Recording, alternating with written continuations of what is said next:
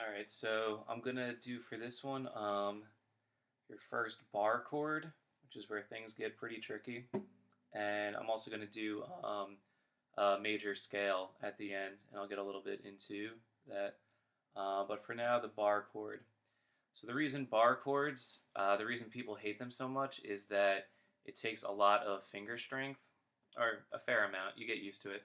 But say like, I'm doing like something down here, and I want to play an A chord, and the only A chord we know so far is all the way down here. So another way to play that A chord, the one that sounds like that, is right here.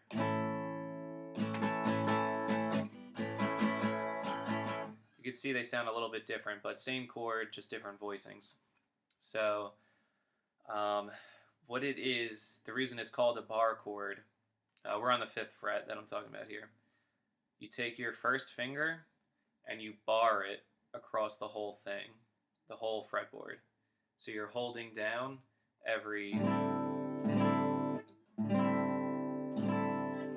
string, which takes a little bit out of you, but you'll build a little bit of an endurance for it after you practice it for a little while. So that's the first part of it. Now the second part of it is, remember I was talking about a capo and how that just presses down all the strings? Kind of think of your first finger as a capo, and then you have to use the other 3 fingers to make a chord shape. Okay? So I'm going to go to the E major chord. So what this is altogether is, so your first finger barring everything. The second string, you've got your 3rd finger on the 7th fret. You've got your pinky on the next string, the D string, the 3rd string down, is your pinky on the 7th fret. So you've got 5, 7, 7. So the bar is still holding the 5th frets behind those 7s, but remember this, as long as you're pressing down on the furthest down fret, that's the only one that's going to make a sound. Then your middle finger is on the next string down, the 4th string, on the 6th fret. So you've got 5, 7, 7, 6, 5, 5. Okay, so that's... So it's pretty tricky. Just practice it as much as you can. Try to, say you were practicing like that, well, this is why it's such a functional thing and why you should learn bar chords. Because if you play that E major there, if you want to move it up and play an F, you've got a full-bodied F chord right there. Then G, A, B, C, D. My hands don't fit down there, but this would be where the octave is, that 12th fret. That would be another E if you barred the whole thing. So it's that E chord that we learned earlier, but you're able to move it up and down any part of the fretboard. So I'm gonna give you that as your first bar chord,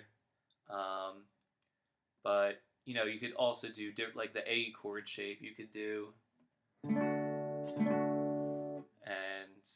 the C chord shape, as long as you're barring everything behind it, as if that's like the 0th fret, or minor ones too. So something very important to learn. But yeah, for now, just practice going up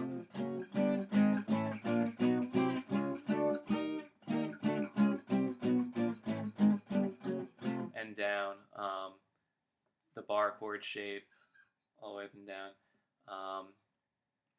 And then I guess here I should probably say what notes each fret is. So if this top one is E, then it's The first fret is F, then the third fret is G, then the fifth fret is A, the seventh fret is B, the eighth fret is C, the 10th fret is D, and then E, that's the octave up. So you've got the whole musical alphabet built in here, and then in between those notes are sharps and flats. So like an A sharp and a B flat are the same note, you know. So I'm going to get into a major scale, and then the next video I'll get into combining like the scales and the bar chords and getting some like really cool stuff going. So that's it for now. You know, fuck it. I keep trying not to curse. All right, I'm going to do a major scale now. So the major scale is I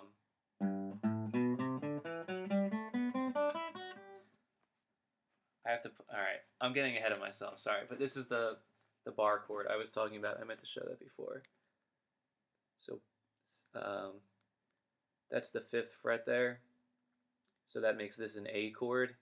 So it's the E chord shape, but it's moved up 5 frets, so it's then an A chord. And if you didn't bar it, then you would just have this. It actually doesn't sound too bad, but not an A chord. All right, so that's just the diagram for you. Now the major scale. All right, so this is a G major scale because it starts on a G. Whoops. All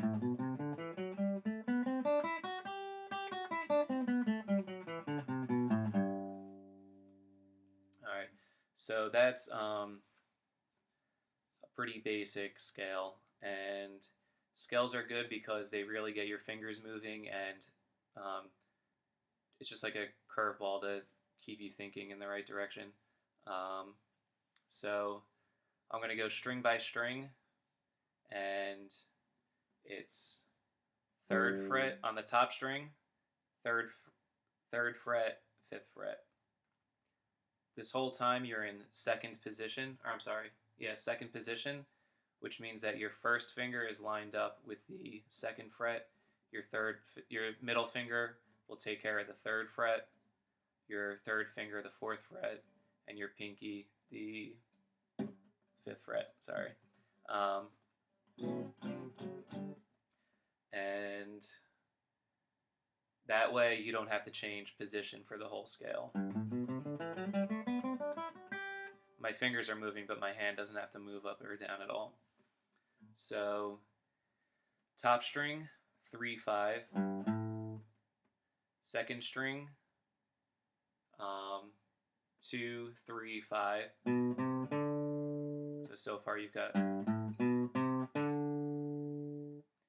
Then the 3rd string, 2/4/5.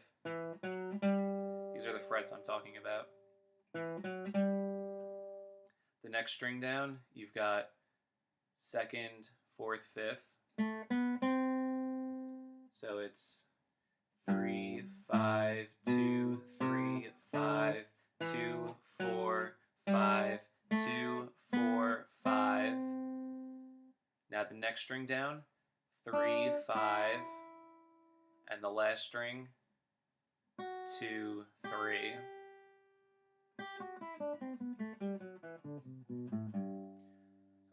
And just practice. All right, I'm running out of time, so I'll finish what I'm saying in the next video. But yeah, that's it for now.